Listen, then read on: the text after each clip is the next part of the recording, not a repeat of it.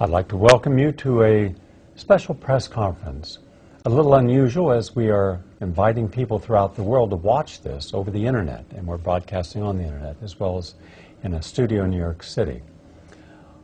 I have invited you to join us because I believe it's time that we took an honest look at the HIV equals AIDS hypothesis. During this press conference, we will be sharing insights based upon documentation that we believe offers a way of re-examining our entire paradigm of how we're going about helping those people diagnosed with AIDS. Indeed, the very science of AIDS will have to be re-examined. It is not our intention to challenge the noble and conscientious scientists, physicians, and healthcare workers, activists, and those people who have tried the best they can with the tools they had, the knowledge they were given, the trust they allowed to believe in the HIV equals AIDS hypothesis, unquestioning. Rather, it is to examine the very basis upon which this entire paradigm rests. The original 4 articles, as published by Dr. Robert Gallo and his #1 assistant, in fact, one of the top researchers in his lab, Dr. Popovic. It will be our contention, as we will lay out the evidence, that those articles should be withdrawn from Science magazine and an open and honest debate allowed to engage Dr. Gallo and those who originally proffered the idea that it is a single retrovirus, HIV, that was proven to be the single cause of AIDS with no other cofactors that could so devastate the immune system, that it had a lethality against the T cells in our body, and that this was all confirmed by the electron microscope at the National Cancer Institute, because the photographs appearing in Science magazine and later in other magazines were based upon this initial premise. It is our concern that the entire scientific establishment, in good faith, accepted this and did not offer legitimate challenge. Then it became very quickly a dogma, and that dogma then was accepted by the consensus. So today when we ask, after 25 years of an official war on AIDS, why we can't prove one single cure, why we say that it is decimating the heterosexual in Africa, and yet the population of Africa since this scourge of AIDS has occurred has doubled. Why it is that we were told it is an infectious agent, and yet today it still remains in the fast-track gays, the intravenous drug users, principally heterosexuals, and they have not showed that it is spread exponentially throughout the United States or any community based upon its infectivity. We've been led to believe that this is exclusively a sexually transmitted virus, and therefore a massive campaign, probably the largest public health campaign in world history, about having safe sex, which is a responsible and reasonable thing that any prudent person would suggest, but that is the way that HIV is transmitted. We will ask questions in all these areas. We are not debating the full war on AIDS. Rather, we are debating and offering constructive insight into what we believe is the misleading science, the inaccurate science that started it all. We have flown into New York City, multi-award-winning investigative journalist for more than 40 years. She has been leading charges into abuses. Janine Roberts was the first to present in detail documentation about blood diamonds in Africa. She has presented information which has appeared on the BBC and Channel 4, on PBS in the United States, also on the leading channels in Canada and Australia. She is known for her work in multiple environments, including human rights. She not only does meticulous research, but she travels to the countries of origin, spends a great deal of time there, trying to understand what has been missed. And what is unique and what she will describe is how this was there all along. It's just that no one chose to read the fine print. So we're going to turn our forum over now to Ms. Roberts, who will lay out her challenges to all of the leading scientists, physicians, public health advocates, legislators, foundation directors, specifically the Gates Foundation and the Clinton Foundation, and others who, in their own way, have done the best they can at fighting AIDS. But we're going to ask them, before any more money is spent on this, should you not at least know whether or not the original science upon which everything was based is accurate? Ms. Roberts? Thank you, Gary.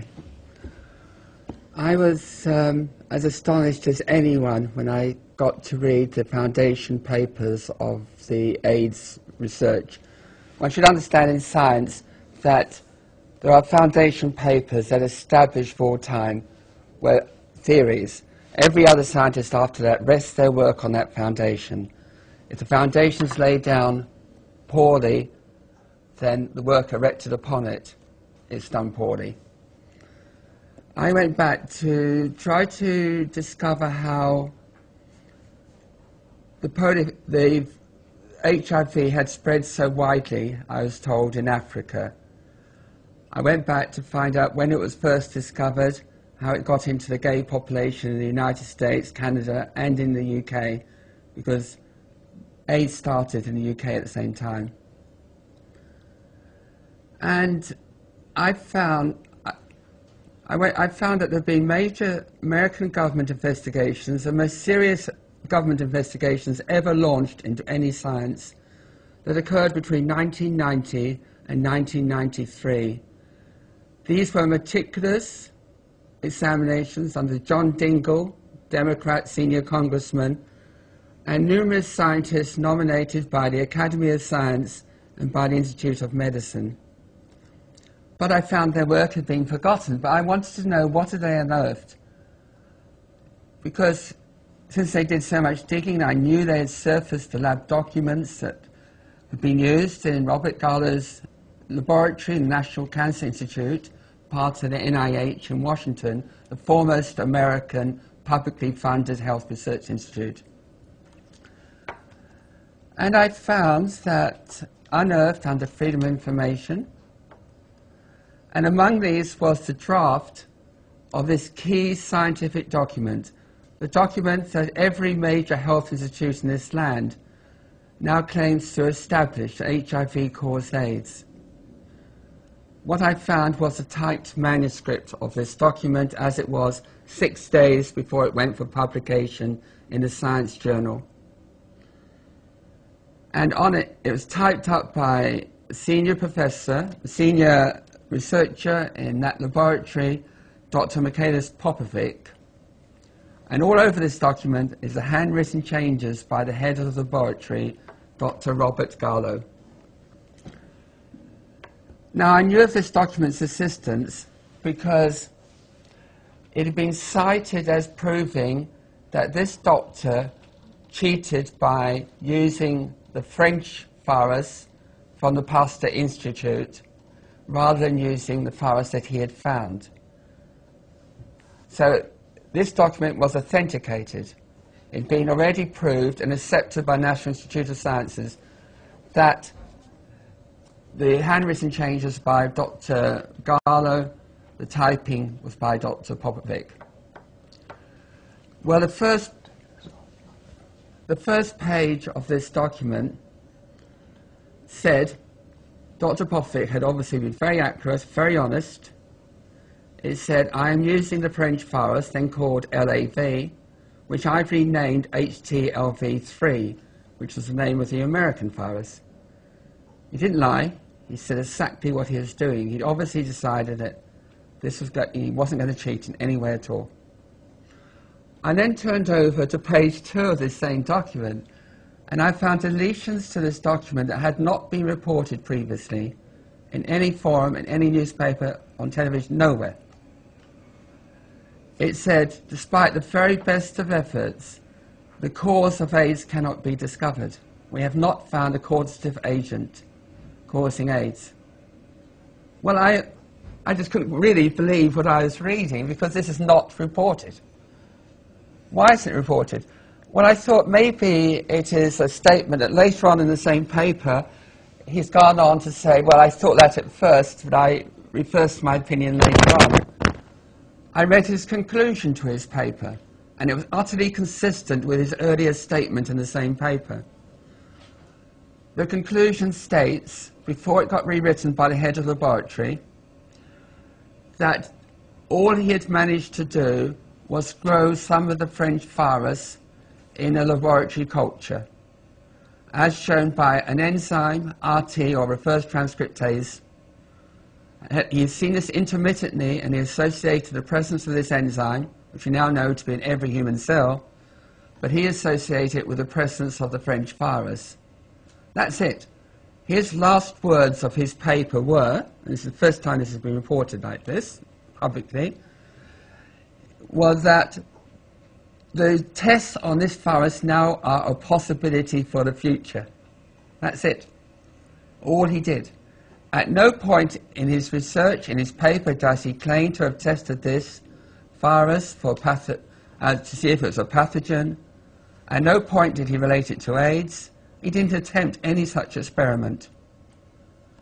But Robert Gallo, his boss, was so confident of what his senior scientists would discover that he'd gone off to Britain and to France, where he'd given a lecture at the Pasteur Institute saying that he'd found the AIDS virus. This is while his chief scientist was doing the research. He'd already sent proteins to be manufactured into the HIV test before the experiment was done. To repeat that, he'd already, so we could not make an HIV test before we find HIV. We couldn't use proteins as coming from HIV before we found HIV. He sent before he did the experiment. The same material was used for the first PCR probes to detect HIV. This is colossal. I mean, I could not believe what I was reading, because why hasn't this been reported previously? This were government documents unearthed by American government scientists, by major institutions, and it seems they only looked at these documents to see which virus he used. When they found he hadn't used the American virus, but he used the French virus, they then gave credit to the French, and the French immediately got a share in the royalties to the HIV test. Then they must have stopped reading, because if they'd read on, they must have read on, but it's quite colossal what is in the rest of the paper.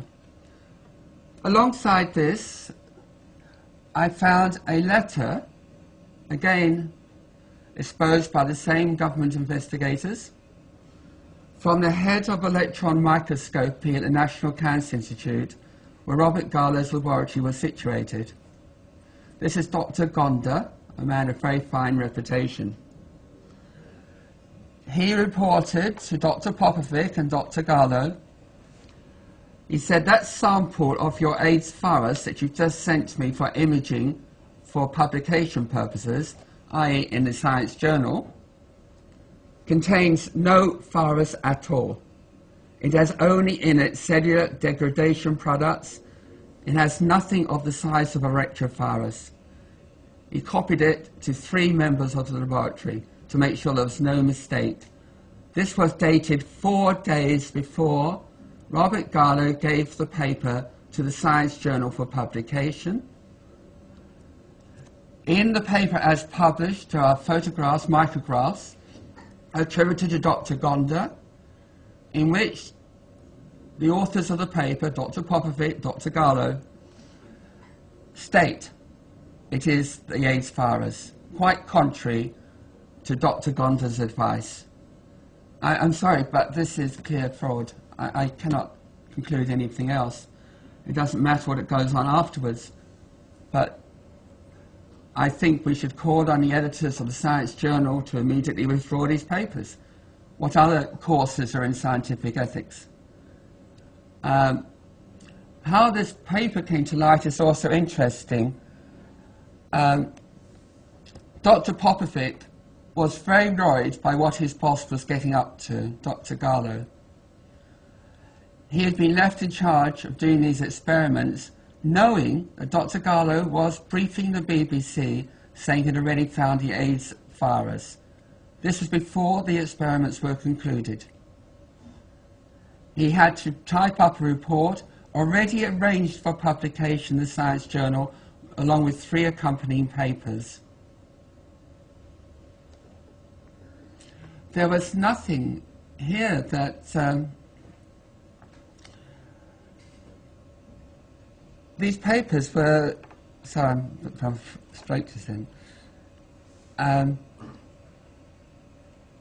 Dr. Popovic writes very seriously about what he'd been asked to do. And he typed up his manuscript, as far as I can judge, utterly honestly in every respect.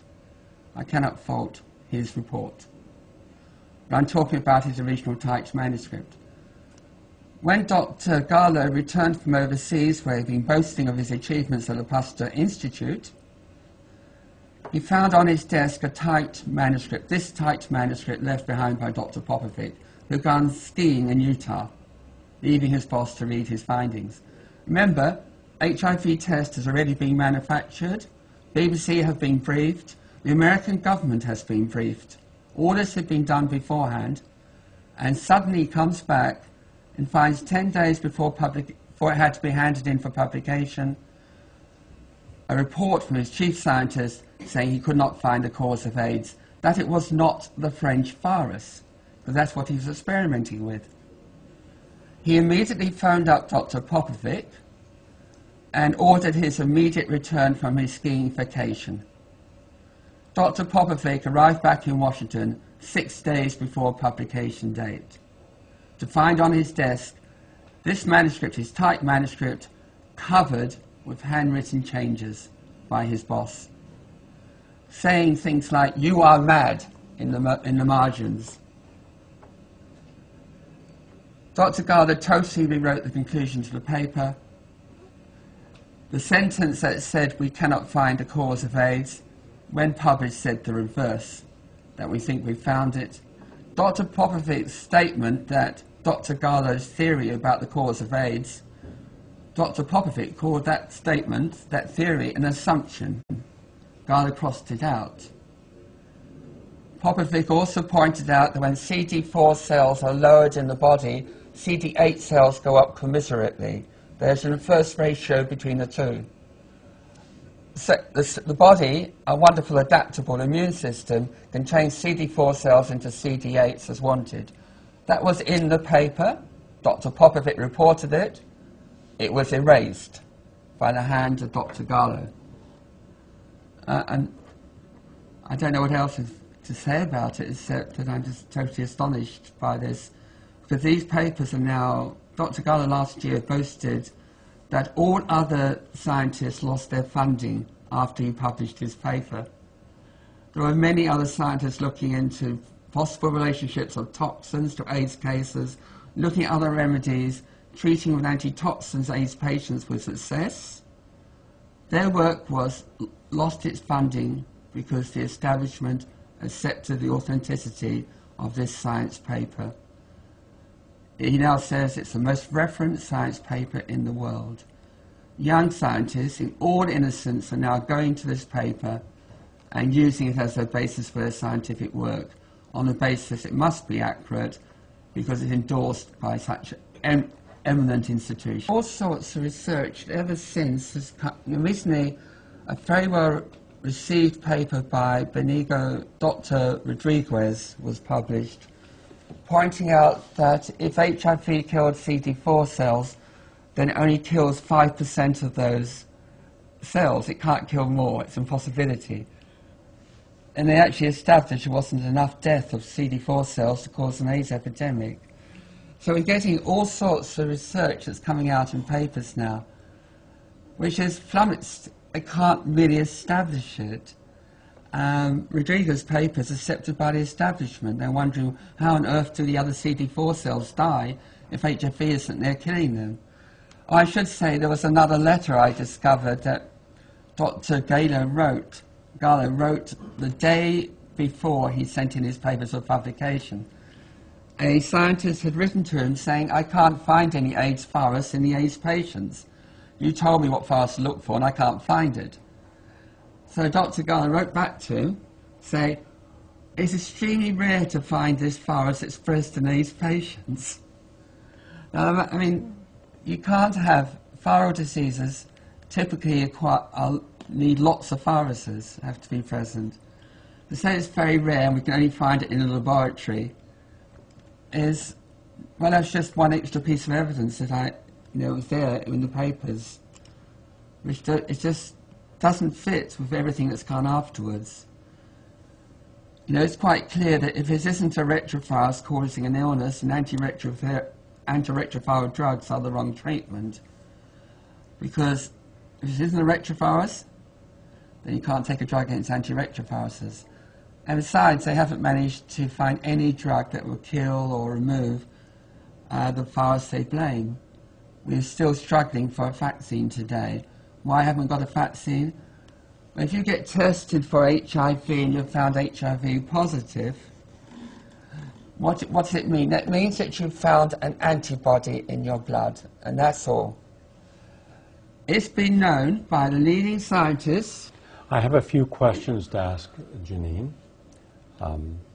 First, do you believe that other scientists, if they would have had the same opportunity to have tested the same pasture material, whatever it was, would have determined that there was no retrovirus or that there was a retrovirus? What are your opinions about that? That's a very good question, because it was covered by the scientists that were nominated by the Institute of Medicine and the National Academy.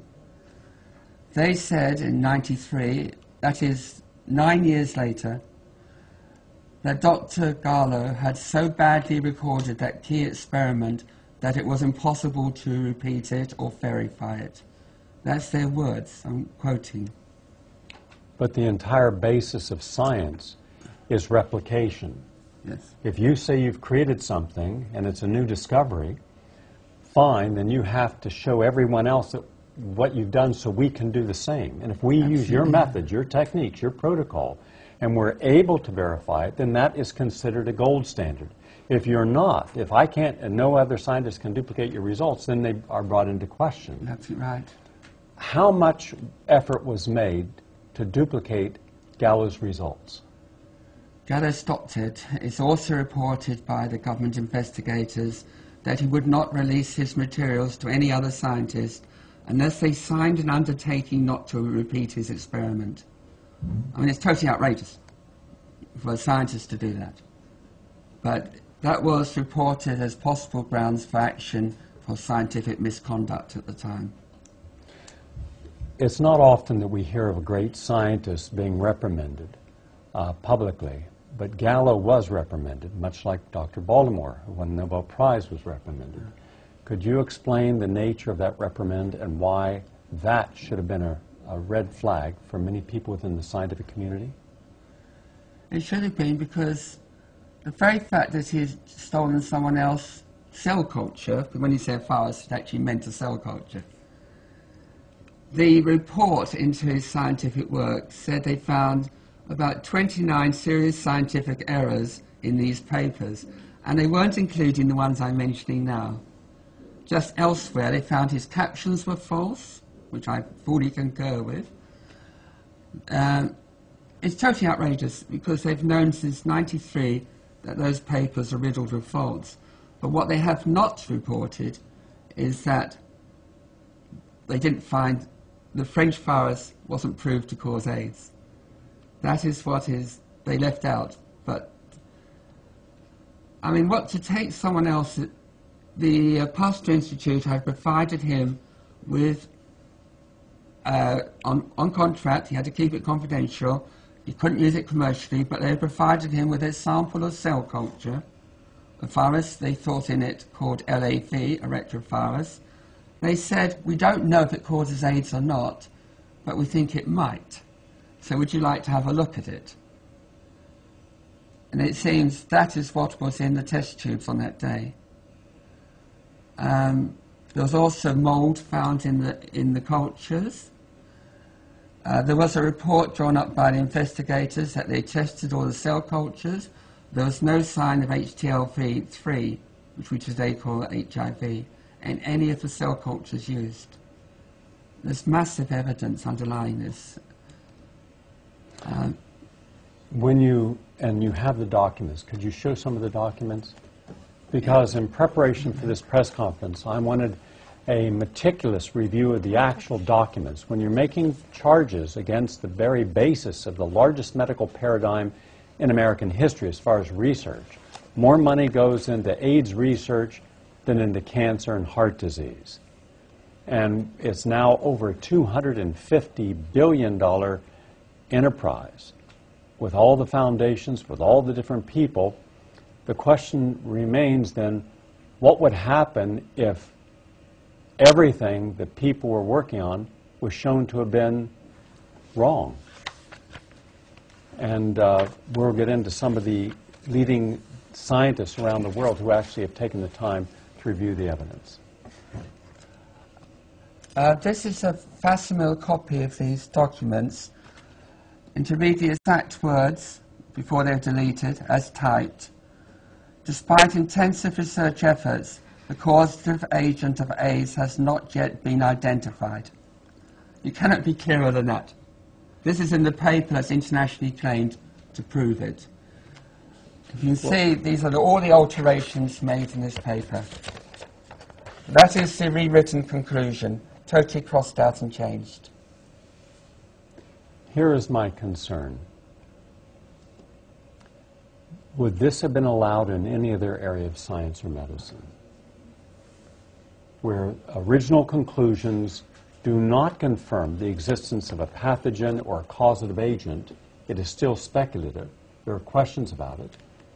And yet someone has determined, without the science to back it up, that we should go with it. Now, where are all the safeguards? Where are all the people who are able to come back from Science magazine or Nature magazine, the British Medical Journal, the Lancet, the Journal of the American Medical Association, the Journal of Biology, Immunology, Molecular Biology? Think of all the different publications, over 100,000 plus publications confirming that HIV is the single cause of AIDS. And that what you're providing us, if we are to accept what you're providing us as accurate, that none of that can be proven.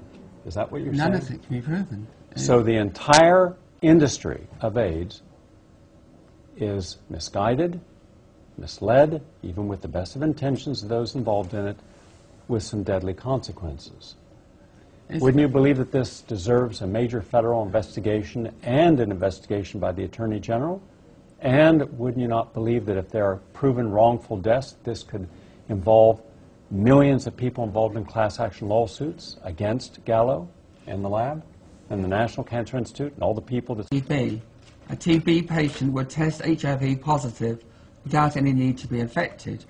These are people in the Presidential Commission on AIDS. They cannot be higher up. They wrote the paper saying this. It actually says the HIV test cannot be relied on in Africa because microbacteria are so common in Africa. It says even the contacts of TB patients will test positive with the HIV test. The young men, they're mostly men. Last year in England, only about less than 50 women were found newly infected. UK-born women were found newly infected with HIV. 5,000 men, most of whom were gay, were found.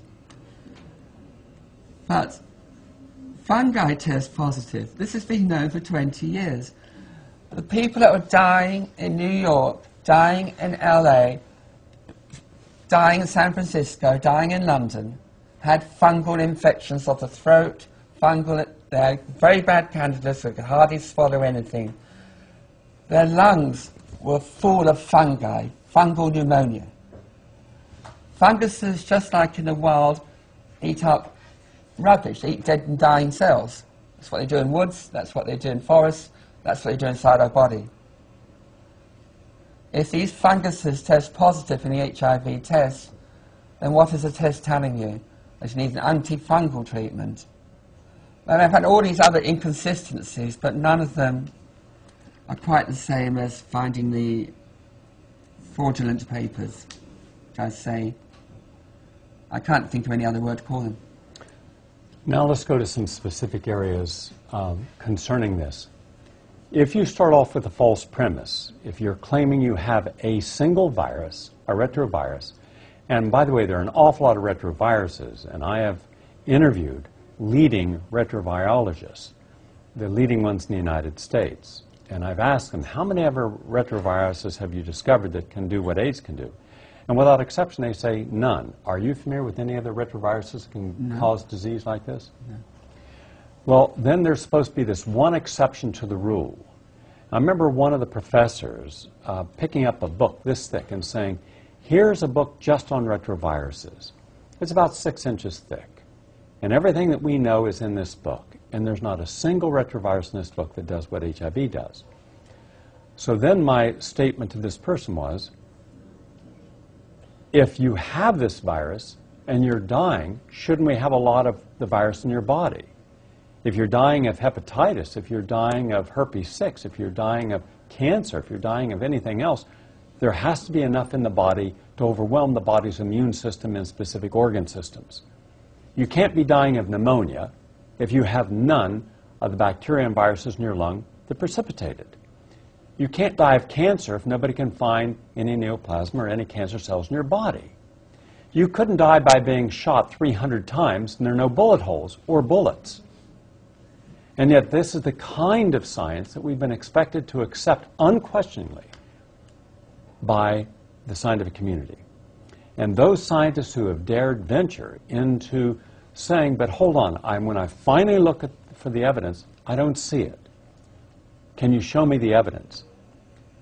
And in a few moments, in another part of this, we're going to get to some of the dissident scientists and what they have to say about this. Could you address the idea that no one's ever been able to actually find the HIV virus in HIV patients or AIDS patients? Well, even Robert Gala couldn't find he did a famous test at the time he was doing his experiments, and I think it was, we found it in somewhere between 10% or 80% of the patients tested. With such a wide range of variables, so where was it? 10% or 80%? He said 10 to 80. But retroviruses we now know a great deal more about. There's been some wonderful cellular biology done more recently. We now know that retroviruses are used by the body to protect the embryo. In fact, multiple pregnancy is now a risk factor for testing positive, because retroviruses are present in a woman's uterus, helping protect that tiny embryo. We now find that retroviruses, the cells make them to carry repair DNA, and there's several papers I've recently read, from major peer-reviewed papers, saying that retroviruses can repair tumors. They're one of the mechanisms that the cells use to repair each other. The cells need to communicate, and they send codes, genetic information, from one cell to the other. This new cellular biology was inspired by people like Barbara McClintock, Nobel laureate. She talked about how our cells react with sensitivity towards the environment and how they repair themselves. Our cells are quite brilliant in how, but right at the beginning of this research, when Robert Gala was at work, they found retroviruses close to cancer cells. They found them going into cancer cells, traveling these tiny. It's just the time when electron microscope was invented. They were just, oh look, there they are, retroviruses near the cancer cells. So it was like eureka, we found the infective agent that's causing cancer. So President Nixon launched a war on cancer, thinking we'd find a vaccine against cancer. And then it was discovered by many eminent Nobel laureate scientists that the same retroviruses were produced by healthy, non-damaged, non-infected cells. So suddenly the whole theory collapsed. But Robert Gala had found some retroviruses that he blamed on cancer. Can you repeat that? Robert Gala had found some viruses that he had blamed on cancers. HTLV-2 he found in one patient, I repeat, one patient, who then went back to Australia and recovered when he changed his diet. The other virus he'd found in the children born to the victims, the Japanese victims after the atomic bombing in Nagasaki. He said, that's a retrovirus. We've since learnt that it was radiation damage from the nuclear weapons. But he had failed. His laboratory had lost money. France was ceasing as if science fell over. And when the US Secretary of Health announced that Dr. Gallo had found one of his viruses caused AIDS, she actually said, "This is wonderful. We thought this virus caused cancer, but now we've found it caused AIDS, so our money wasn't wasted." And immediately the fortunes of that laboratory were restored and the grants started flooding in. So you've got a lot of medical politics behind the scene.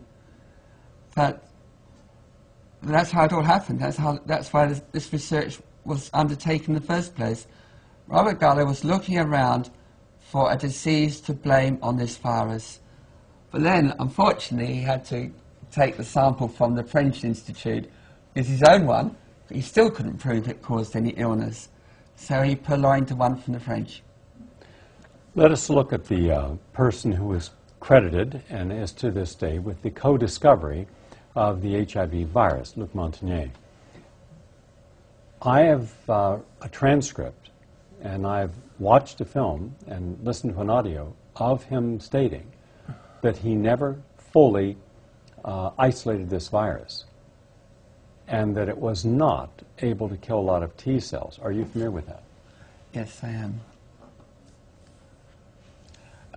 Dr. Matt, he has since published in several places that he thinks it might have been a mycoplasma or some other agent, that there was need for some other agent to be working alongside HIV on the grounds that HIV didn't seem to be doing the right damage. We've now found a very tiny cell. It's like a jellyfish. It's got very soft cells, sides to it, and it can squeeze through very fine filters, almost the size that viruses can pass through. So he thinks it could possibly be this tiny cell.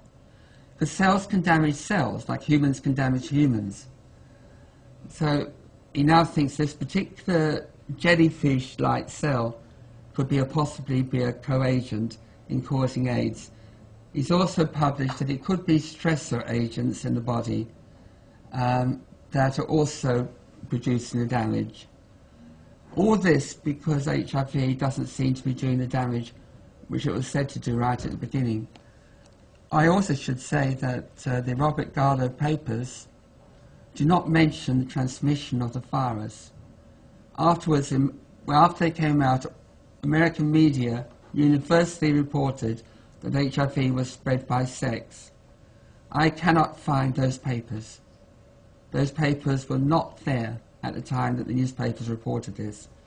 I think it was briefings, spin, done off camera, you might say, at the time, because they're not in the academic papers.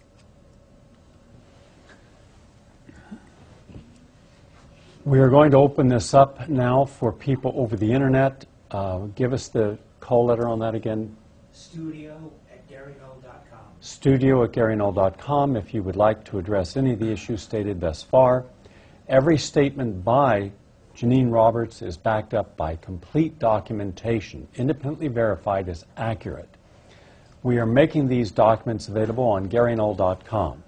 We invite members of the scientific community, certainly invite members of the AIDS dissident community to review these. We are hopeful that some open members, unbiased members of the media will take an honest look. A few points on this. When AIDS was first diagnosed, I had already been working with people in the field, including the leading gay physician in New York City, or at least one of the leading gay physicians treating gay men with a special type of gay bowel disease. It's Dr. Stephen Chiesa. It was his contention that the people were suffering from syphilis and that they needed a special type of aqueous penicillin, one that would pass the blood-brain barrier and help them. But he called me in because he did not know a lot about nutrition, and he asked a basic question. He said he had hundreds and hundreds of patients, all suffering from the same condition. Would I meet with them and see if any form of lifestyle modification might be able to help? I remember in my very first meeting, The room was so packed that nobody could, you couldn't get any more people in. I'm going to guess there were about 50 people in there. And I did 3 subsequent meetings like this. And when I began to ask, what are your symptoms, they were pretty much all the same. Then I asked, is there anything you can think of in your lifestyle that might have contributed to your conditions? Without exception, the lifestyle was the key. And after another 3 months of interviewing hundreds of individuals, principally Kaiser's patients, I then ventured down with several of these gentlemen to the West Village and to Christopher Street, which was the heart of the gay renaissance in the United States. As far as sexual revolution, there was the great Stonewall, which is a nightclub there, which is where the gays fought back the police to demand them stop being harassed for their sexual preferences and their lifestyle. And it was the beginning of the gay sexual revolution. It spread thereafter throughout the United States. So I'd never been down to Christopher Street. I'd heard about it, but never been there. And they took me into bars and all forms of places, and I began over a period of time to speak with hundreds and ultimately thousands of individuals who all had something in common. They were all living what arguably would be a very unhealthy lifestyle. This would be typical of 2 of the men who were roommates who took me down there. Both were school teachers. Both had wonderful personalities. They were very healthy. But they would go down there in the evening. They would take massive amounts of antibiotics, generally penicillin, in the misbegotten belief that if they took penicillin before they had sex, unprotected sex, it would protect them from sexually transmitted disease. That's not possible. But that's what everyone believed. And in fact, one of these clubs, there was a jar on the counter with penicillin tablets that some of the doctors who were also participating had put there. I interviewed so many people who had multiple sexual partners in one night. It was not uncommon on a weekend to have people say that they had 15 to 25 sexual partners, different ones. But as anyone knows, you cannot have multiple orgasms. Ask any man. 1 or 2, yes, but not 25. So I said, how are you doing this? And they just smiled and said, well, amyl nitrate, poppers. And I thought this was extremely dangerous. So during the next week, I researched the scientific literature and found that abuse of amyl nitrate or poppers can lead to some very serious conditions, including the #1 diagnosed condition of what originally was the AIDS epidemic, and that was pneumocystis carinii pneumonia. It can also lead to conditions. So then you started realizing that the people were also having frequently unprotected anal intercourse and semen into the bloodstream through the anus by ripping or rupture or tear is very severe to the immune system. It also allows a venue for allowing fecal and contaminated material to go from the colon, rectum, into the bloodstream, again causing a very serious form of septicemia. You also had massive amounts of gonorrhea and syphilis and herpes, including herpes 6 being spread. Many people had 4 or 5 bouts of hepatitis in 1 year. One gentleman I interviewed had hepatitis diagnosed 3 separate times. There also was an experimental or a new form of blood factor that was being used by hemophiliacs at that time, and the hepatitis, I should say, and some of the people believed that they would be protecting themselves by taking this hepatitis B vaccine. Many believed later that that was a principal cause of their immune challenge. There was a lot of smoking and alcohol, and clearly there was sleep deprivation. The 2 gentlemen who worked with me for almost a year, introducing me to people and showing me who was who in this environment, taking me out to the Fire Island, to the Pines. I didn't know the people in the gay community, except the ones in my radio audience, but that was a very, casual relationship, not on this level. And it was not unheard of for people to finish up their activities at 5 o'clock in the morning, go home, take a shower, get 1 hour's rest, and then off to work. If you took the healthiest Olympian, if you took the man who won all these gold medals, and you deprived him of sleep, only had him allow an hour of sleep, 2 hours of sleep, then you stressed his system, or you gave him antibiotics, in a year he's going to be sick or less. Now put in alcohol cigarette smoke, put in infections, multiple infections, and it's easy to see how this evolved. At the same time, I was invited to speak before the Vegetarian Gay Society. I didn't know there was such a thing, but the day I lectured, the hall was packed. And I asked, how many of you listened to my radio show? Almost all the hands went up. I said, how many have been tested for HIV? Almost all the hands went up. I said, how many of you tested positive? Hands went down. These were people who their lifestyle, their choice was gay, but they were not participating in what would be known as the fast-track lifestyle. They were not taking drugs. They did have sex, frequently multiple sexual partners. Some had had sexually transmitted diseases, but nothing at all remotely associated with what we call AIDS. And to me, that meant that if my hypothesis was right, that it was in the lifestyle, the overwhelming of the body's immune system with amyl nitrate and KY jelly and many at times cocaine to get, a lot of people use cocaine thinking that it was a natural high to get them through the night. Alcohol and smoking, sleep deprivation, massive parasitic infections, yeast infections, which were absolutely endemic in that movement, that if you reversed all that, you should get these people back to a state of health. So with Dr. Caeza, I started a health modification program. Hundreds upon hundreds of individuals were involved in it, and they were put on a vegetarian diet, no alcohol, no caffeine, no artificial sweeteners, no sugars, which feed the yeast.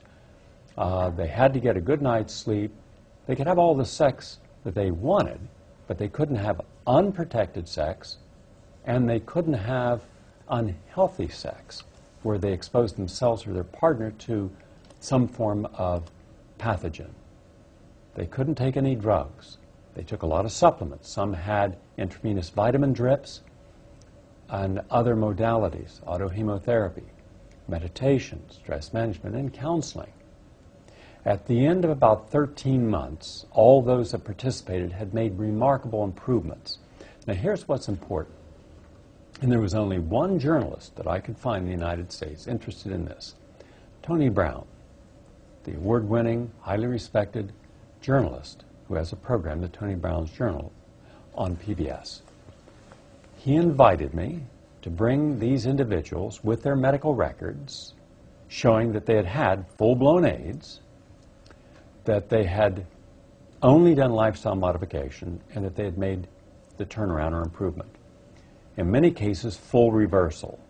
Now, when I say full reversal, I mean there was no HIV or antibody, there was no pathology at all in their body. None of the 30 designated conditions we call AIDS were present. These people had returned to a normal and vital life. And we had meticulous medical documentation because every month they had to have a full set of blood workups done. And we examined those blood workups and viral loads and everything else. Some of these people, and by the way, no one was charged a penny for any of this. This was all done free. And some of these people were coming into the center 5 days a week, sometimes for 3 to 4 hours. And it was interesting that we put a press release out to at least have an open dialogue to exchange ideas, nothing more, with the mainstream medical community to show that there are people using lifestyle modification and making improvements. There was never this attempt, ever, to tell people don't take the drugs, because I'm a big believer in freedom of choice. There was never a sense of denying AIDS. To the contrary, I can't tell you how many thousands of hours of illnesses and helping them with the illnesses they had, which were very real. But so too was their recovery. So too was the remarkable turnaround. And what was unique was how many of the people who, before they came into this lifestyle modification program, had been in the traditional AIDS support groups, of which there were hundreds, if not thousands. And one person's story was representative of many. They stopped going to the groups because the group members were uncomfortable with the idea that they weren't taking the drugs. Now, they weren't advocating other people not take the drugs, but they were advocating the other people take a healthier lifestyle. And it was interesting how many people were still engaged in an unhealthy lifestyle at the same time taking the unhealthy drugs. And as one man said, he had more than 2,000 people in his health support groups, or his AIDS support groups, in the 5 years before he joined this one, all of whom died. And he said in one group there were over 80 people and every single one died. And he said, do you know what it means when you keep going back and seeing less people and more people dying and realizing you're not? And yet at no point could we get anyone from the National Institutes of Health, anyone at the National Institutes of Allergy and Infectious Disease, no one was interested in what we were doing. There was nothing to sell. We were doing what we were doing for free. Our time and energy and counseling and therapeutic models were donated. But there was an enormous backlash by some of the more radical elements within the fast-track gay community. They wanted drugs only. They felt that anyone advocating lifestyle was in denial of AIDS. Not true, but that was their position. And they had the political power to influence legislators, influence public health policy, influence the medical paradigm. And I was just amazed at how there was such a lack of compassion and reason and openness. But that's the way it went. And then I couldn't find any doctors at the time or scientists willing to examine this, except for Kaiser and Dr. Martin Feldman and a few others. And along the way, one by one, over a long period of time, because I can remember when you couldn't find 5 dissident scientists in the United States that would go public. They looked at the evidence. They looked at the evidence and said, how could a virus that we can't find in someone's blood be killing people? And why would we give a very powerful drug, so powerful like AZT, that it can't even be used in cancer? That's where it was originally intended.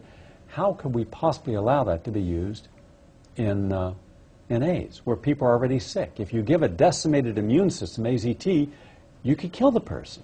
And indeed, people were dying like flies. And yet the medical community refused to change its paradigm. The medical community continued to believe that if they're dying, it's because of AIDS, not because of the treatment. Therefore, give them even more treatment, even more drugs. And I consider this a form of madness. I was embarrassed at the scientific community and the medical community. And then, slowly but surely, we began to see more and more scientists arrive at the same or similar conclusions. So today, the medical community has not cured a single person using its paradigm. We have. If you go to Tony Brown's journal, take a careful look at all the people that we brought on. Their medical records are there, their stories are there, their testimonials are there. When we invited all members of the American press, 7,000 members of the American media were invited to a press conference to meet 100 people who were long-term survivors of AIDS, who had made remarkable improvements with their physicians. No one showed up, not a single member of the American media. Repeat that, it was a little static burst. We held a press conference that took nearly a year to convene, where 100 individuals from around the United States, using different modalities, but all natural, non-toxic, came together with their physicians, with their medical records, and with a very esteemed group of scientists to discuss this. 7,000 members of the American media were invited. Not one showed up. They were invited on 3 occasions. They still did not show up. So my question then is, what does the American media fear? What did the AIDS establishment scientists fear? In a democratic society, you should also have democracy in science. When science becomes orthodox, it ceases to be science. We need a non-orthodox scientific community. Anything you say today, the first thing a journalist is going to do is call the National Cancer Institute or call one of the AIDS experts who will say that's all nonsense, she doesn't know what she's talking about. They won't even bother to look at your documentation. That's how much fear they have. So needless to say, they are the protectors of the entire orthodoxy. And yet, he has 40 years of experience, unblemished record. at the top of her field of going after major causes and being proven right in every single case. And yet, wouldn't you think that 2020, 60 Minutes, Geraldo, Bill O'Reilly, someone in the American media would be interested in inviting her on, challenging her, scrutinizing her documentation, inviting on someone that will offer a legitimate debate and challenge? But that will not happen. Because when it does, the American public could then be exposed to the truth. And what happens when you let that genie out of the bottle? The truth. The American public are smart and sensitive and trusting. It is my personal position that these documents show that the American public has been misled. And I hold this hope that the editors and the journalists associated with Science magazine, the original publishers that legitimized and codified the entire war on AIDS, will re-examine this, and in their good judgment, realizing that new information has been brought to light that must then displace the old information, that we will then begin to see Robert Gallo and other people who have not been offered a challenge be given the challenge that they should, and have an opportunity to defend themselves, have an opportunity to present their points of view, have an opportunity to challenge Janine Roberts. That's what healthy journalism is about. Your point. Gary, what you're saying is actually brought out. So I wanted to find out what research was unable to be done because these papers were accepted. I went back to the FDA, the Food and Drug Administration, and their records. I found over 100 papers on poppers, on amyl nitrites, linking it to AIDS. Over 100. One famous doctor, Dr. Blattmer, did an official history of the CDC, Center for Disease Control. And in his history, he talks about the day they announced it was a virus. And he says that day we were having a workshop in the evening, and all over the building people had to rewrite their papers to say it was a virus because they were pointing towards poppers. I mean, it was a very logical thing because they had to find a drug that was being used in the gay community. So you didn't need a drug that was being used by both communities, heterosexual and gay community, because the heterosexuals weren't going down with AIDS. And it was poppers was uniquely the drug that was used in gay sex because it relaxes the smooth muscles, making anal sex more pleasurable. But it also oxidizes the blood and makes it impossible for the blood to carry oxygen. I mean, I've got friends in the gay community, and they told me after 2 weeks on poppers they started getting blackouts. And this is taking poppers frequently. And this is breathing poppers, dance floors being sprayed with poppers. Basically because their blood can't carry oxygen, so their mitochondria are starved. What happens? You get cell loss. What happens? You get wasting disease. You get people starting to look like skeletons. Why? Because they can't get oxygen to their cells. Now, when I said earlier about how fungi test positive in the HIV test, just think what I was talking about. It is a respiratory tract that takes in inhaled drugs. Studies in Vancouver, London, LA, all over the place, New York, have all shown 90% correlation with poppers. But it's multi-drugs, 90% correlation also with marijuana, but 60% correlation with crack, cocaine, drugs. What have we got? Damaged cells throughout the whole respiratory tract, not able to absorb oxygen, fungi coming in and devouring the damaged cells. HIV test positive.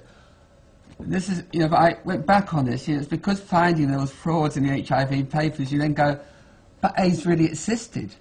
People are dying of AIDS, so what was going on? And that's what took me discourage anyone, and wouldn't it be irresponsible to take their medication, but it's which medication and for what conditions and under what way. I mean, you know, tell a diabetic not to take type 1 and type 2 diabetes not to take their insulin, that could kill them. But you don't tell a diabetic to take a Prozac to help them with their diabetes. So I believe it's the medical paradigm and the drugs offered have been mismanaged and completely wrong. Well, I didn't find anywhere that there was any statistically significant diagnosis of AIDS within the normal gay population. But in the small 2 to 3% of the fast-track population, yes. And you don't find AIDS in the normal heterosexual community. But in the intravenous drug users, you do. Why? They're both immune depressive in their lifestyle. But then if you say it's in the immune system, well, do you have a model in Africa? Yes. I've done 5 multi-award-winning documentaries on AIDS, the latest AIDS Inc. And we have over 30 different places in Africa filmed in these documentaries. There's one very revealing comment by a physician who's a specialist in tropical disease, and he says that he was taken over an orphanage where the children were all AIDS orphans. And yet when he gave them the medicines for their diseases, if they had tuberculosis that you mentioned, if they had malaria, if they were malnourished and gave them good food, clean water, and a nice environment to be in, they reversed and became healthy.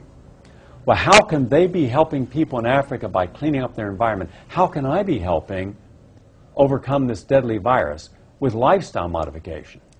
If it's this virus that they say is so destructive that no drug has been ever able to kill it, is too powerful against the drugs, hides in the T cells and everything else, then we have had, in my opinion, the greatest medical fraud in history coming from the entire establishment, in which case now we have to ask well-intentioned men and women in science, medicine, and healthcare to evaluate the evidence, examine the evidence, and then make your conclusions, whatever they may be. Manette Loudon is here. We're going to do something now in this part of our... I wish to make it known that there are now more than 2,000 individuals who challenge the HIV equals AIDS equals death hypothesis. Some of these are the most respected scientists in the world, including multiple Nobel Prize winners. On the one hand, the mainstream medical community can go to 100,000 physicians and say, but we all support HIV causes AIDS and nothing else, and that's it. And then we have to ask them, where's your proof? Where's your scholarship? Well, we have thousands of people who believe that they're wrong over there and that they haven't done their homework. And how did these thousands of people come to be? Because they actually took the time to examine the evidence for themselves and not be propagandized. They didn't jump in with a group and become lemmings in a consensus. These are the best and brightest. And that's why they are dissidents, because they chose not to be spoon-fed anymore. Like Nobel Prize winner Kary Mullis, when they looked for the evidence was not there to allow them to continue to support this hypothesis. I will now read you verbatim quotes from some of the leading scientists in the world and their documentation and qualification, including leading virologists who have a point of view. Not everybody can be here today. We are limited in space and distance. And first we want to acknowledge the outstanding work of David Crow of the Alberta Reappraising AIDS Group and its thousands of members. Also we have Dr. Giraldo here, also formerly director of that same group, who has given us a statement that he also supports the work of Janine Roberts. I spoke with David Crow earlier today, and he went on the record supporting the documents that Janine Roberts has, and now those documents are being disseminated to all of those thousands of leading scientists, and this will be a piece of the puzzle that has been missing, that is crucial. So now I believe in the next month or two that we will have tens of thousands of individuals demanding congressional investigations, but not having the dog and pony show that you historically had on Capitol Hill, where you have a group of pro-HIV equals AIDS people, scientists who are getting money, coming in saying, we're making progress, we need more money, billions more. Okay, here's a blank check. The American public's up in arms because of the $700 billion bailout that Wall Street was given, with no accountability. Well, we will end up spending, if we do not challenge this, that amount of money on AIDS and have nothing to show for it, except a lot of failed science.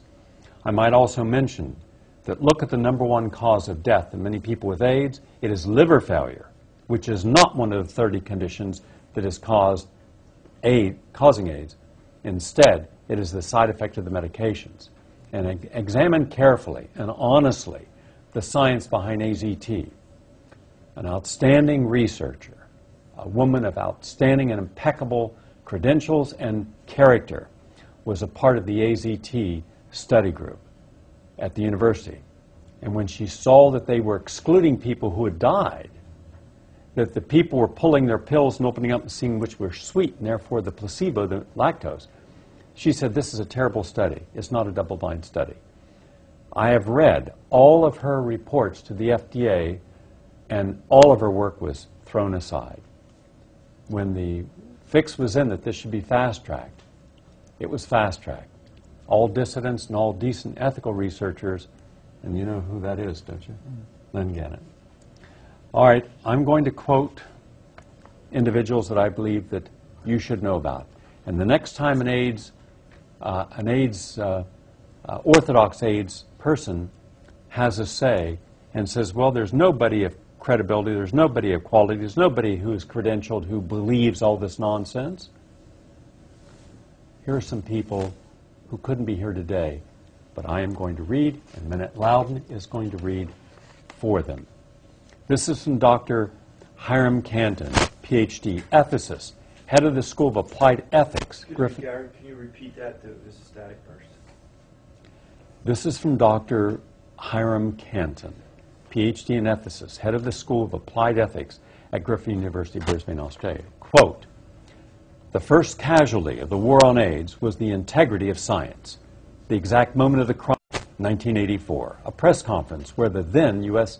Health Secretary Margaret Heckler declared that government scientist Robert Gallo had discovered the viral cause of AIDS. Heckler held the discovery as, quote, yet another miracle for American medicine and science, and a victory. Just to pick up from Gallo, there was a part. Did you hear that? Do you know what it could be caused by? Okay. Sometimes there's the police or something. Okay. This is from Dr. Gallo.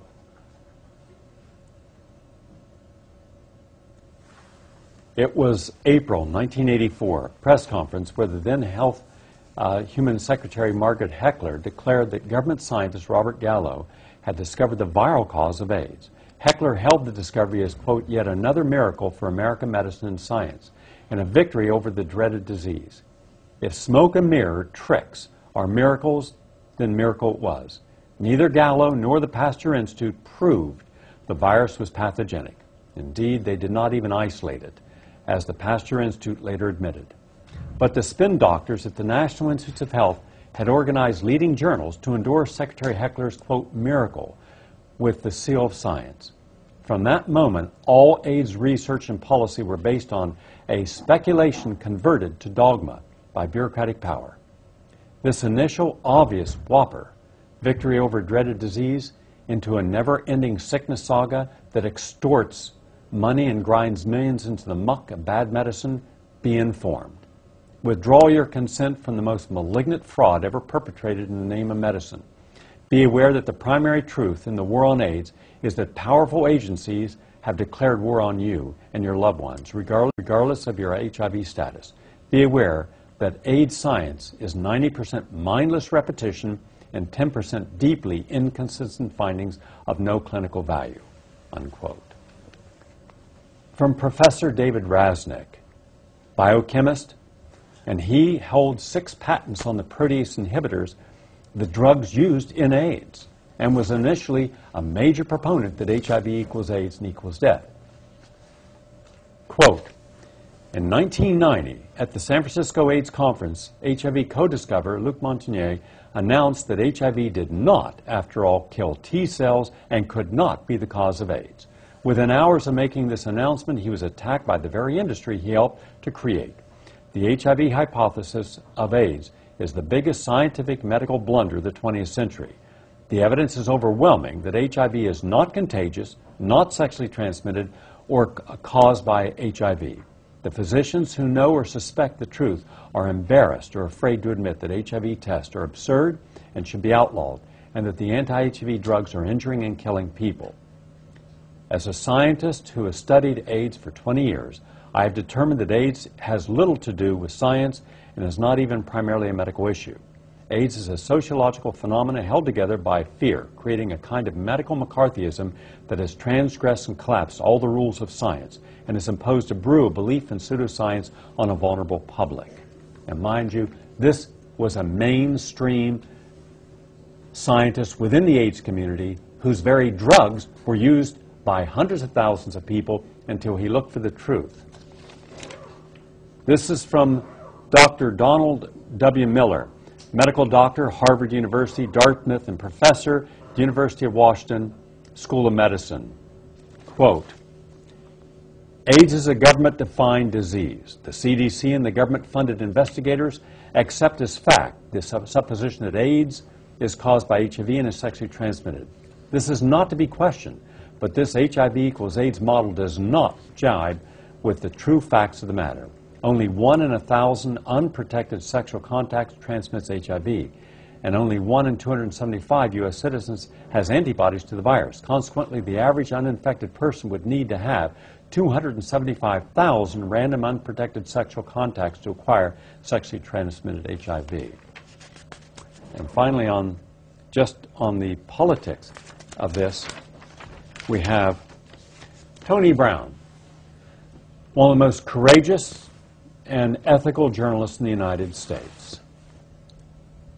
He is also the founding dean of the School of Communication at Howard University, and he is coordinator of the historic Walk to Freedom March with Martin Luther King Jr., and of course he's the PBS show Tony Brown's Journal. Quote, "The greatest threat to life in the United States and the rest of the world is not the 30 diseases we call AIDS.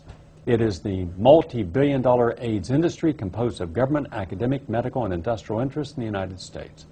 I've concluded that AIDS is a scientifically dishonest construct, and as exemplified in the death of my friend Arthur Ashe, the lies that we have been told make it all the more deadly."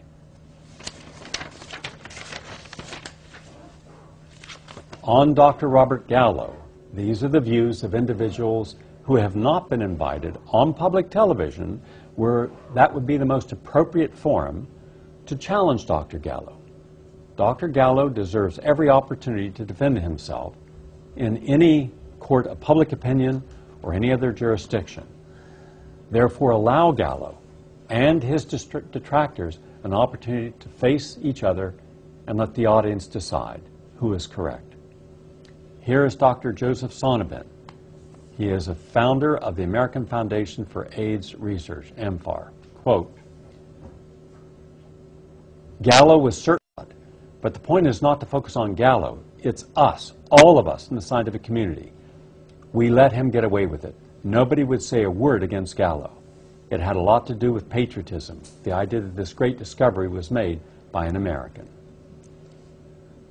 By Dr. Michael Lang, MD, head of AIDS program, St. Luke's Hospital. Quote, "I was very upset. The cause of AIDS was discovered by government fiat.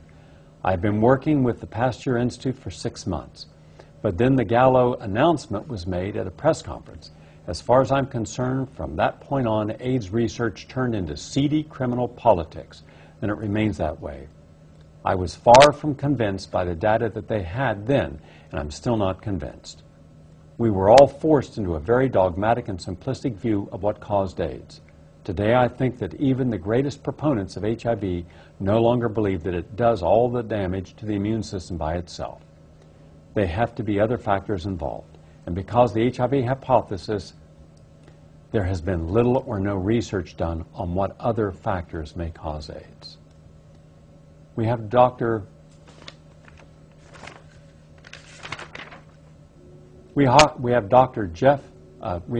Jens Gernald. MD, Doctor of Science, former professor of philosophy and principles, and he says the following: HIV is totally unrelated to disease or loss of immunity. AIDS is not an infectious disease.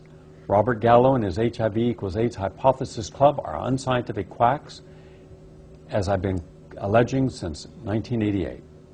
Is AIDS an epidemic? Again, a strong and unconditional no. Of course, it is relatively easy to fake one. Opportunistic infections of diseases are always the real cause of death in people with weakened immunity. The statistics can be manipulated by lumping an ever-increasing number of these cases together under the heading of AIDS. HIV exists, so does AIDS, but the two are no way connected. Our definitive conclusions at this time: AIDS is the hoax of the century. Dr. William Godschlock, PhD biochemist, The Hague, formerly assistant professor, University of Virginia Medical School, and associate professor, University of Puerto Rico's Medical School, senior scientist at the Center for Energy and Environmental Research. Gallo had a press conference in 1984, declared that a new retrovirus, which he claimed to have discovered in a small number of AIDS patients, was the probable cause of AIDS. The new retrovirus was permanently named the human immunodeficiency virus. The word probable was soon forgotten, never to be admitted again. Margaret Heckler proclaimed, quote, "Today we add another miracle to the long honor roll of American medicine and science," unquote. The cause of AIDS has been established by government decree. The cause of AIDS has been established by government decree and not by independent scientific research and consensus.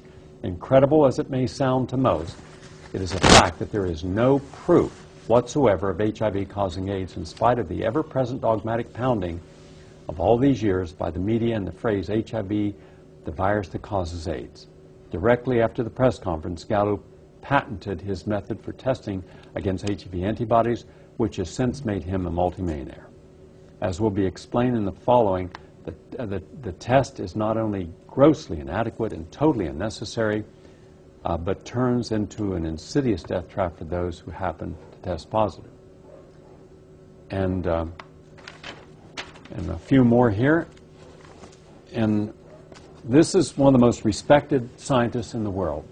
This is a man with hundreds of peer-reviewed papers. This is a man who has a reputation as a leading virologist and also one of the world's 5 leading experts on how to use the electron microscope, and he's done so thousands of times. Professor Emeritus, University of Toronto, Professor Emeritus, Sloan Kettering, Dr. de Harven. Here's what he says on the HIV isolation, the very issue that Janine Roberts is saying, quote, "I have never observed one single particle of retrovirus in any of the thousands of samples of human leukemic, cancerous, and AIDS-related samples. I studied under the electron microscope for more than 40 years. In my judgment, the very existence of the so-called HIV has never been scientifically demonstrated. We all harbor in our genome sequences of endogenous retroviruses that do not have any known pathogenicity and therefore should not, under any circumstances, be called HIV, since that name implies pathology. HIV has been fraudulently invented for the monumental financial profit of the pharmaceutical industry. Highly toxic anti-HIV drugs had been and still are responsible for the death of innumerable patients," unquote. Quote, "Dominated by the media, by pressure groups, and by the interests of pharmaceutical companies, the AIDS establishment lost control with open-minded, peer-reviewed science. The unproven HIV equals AIDS hypothesis received 100% of the research funds, while all other hypotheses were ignored," unquote. From Dr. Rosalind Harrison, Fellow of the Royal College of Surgeons and the National Health Service from your country, quote, "Virus isolation is necessary to prove virus infection. Retroviruses have laid down a set of criteria to distinguish spurious from genuine retroviruses. HIV does not fulfill these criteria." And also one of the very first scientists around the world who came forward and said, "Hold on, you've got it wrong." And this is a woman who's asked multiple times to come to America to debate. No one has taken her up. And what I am also going to tell you is that every opportunity that we have had to debate The pro-HIV hypothesis people, they have rejected those debates. Even when I took a camera crew to Geneva, to World Congress on HIV, and in the public section where you're allowed to go up to a microphone and ask a question, they refused to answer our questions, dismissing us out of hand. And we took leading professors of our own question from anyone involving this. Here is what this great Dr. Papadopoulos Eliopoulos, she's a biophysicist, professor of medical physics, Royal Perth Hospital, University of Western Australia. Quote, "There is no proof that HIV causes AIDS, for many reasons, but most importantly because there is no proof that HIV exists. Let me repeat, there is no question of isolation. Gallo did not isolate a virus. There was no electron microscope pictures of a banded specimen that one would expect to show nothing but retroviral particles. The HIV antibody test did not detect a virus. The fact is that an antibody test, even if repeated and found positive 1,000 times, does not prove the presence of viral infection."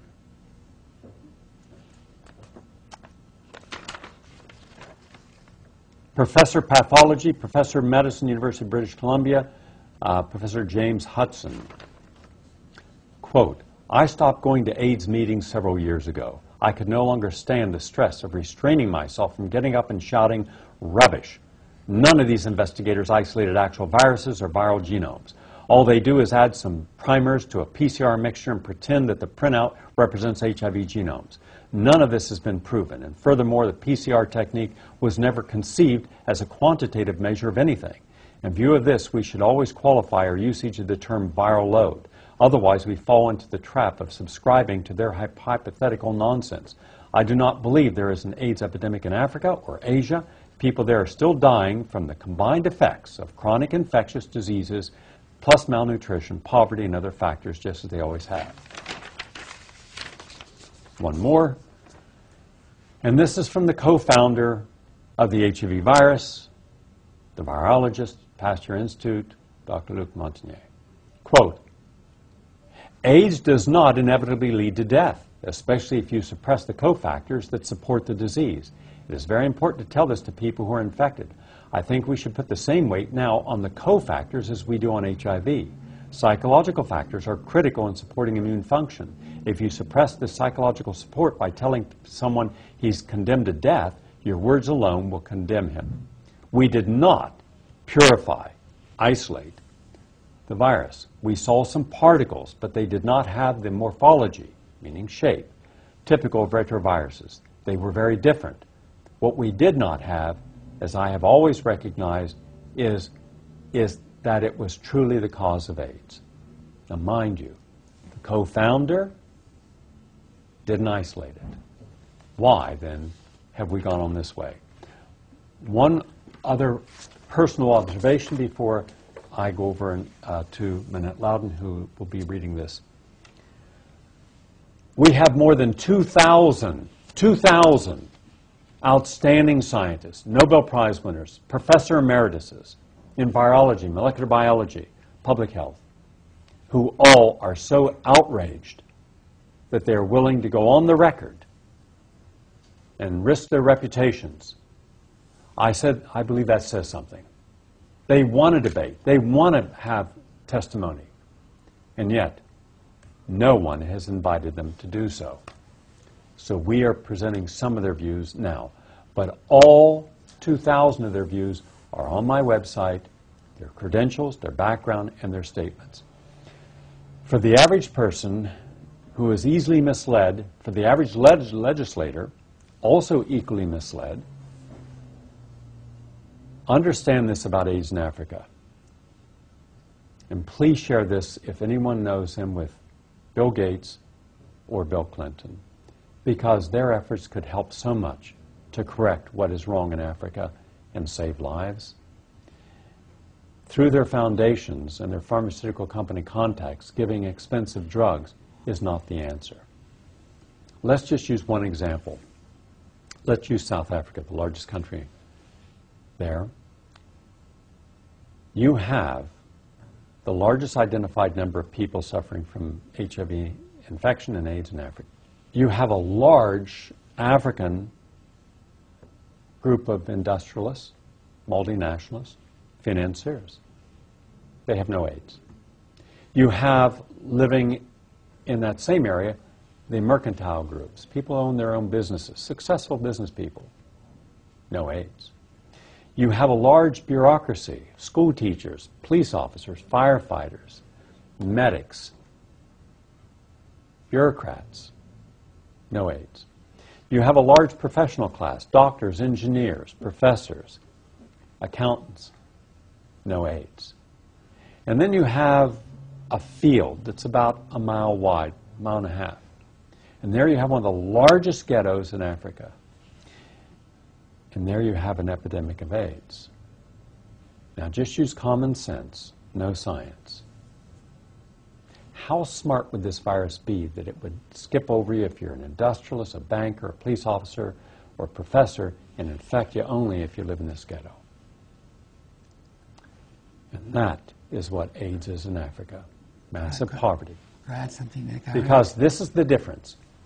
Show me the people in our AIDS establishments. Show me the people making the $1 million, $100 million grants. Show me the people looking for vaccines who have gone to Africa, spent time there, lived there, researched there, as my guest, Janine Roberts, has done. Tell us your personal experience.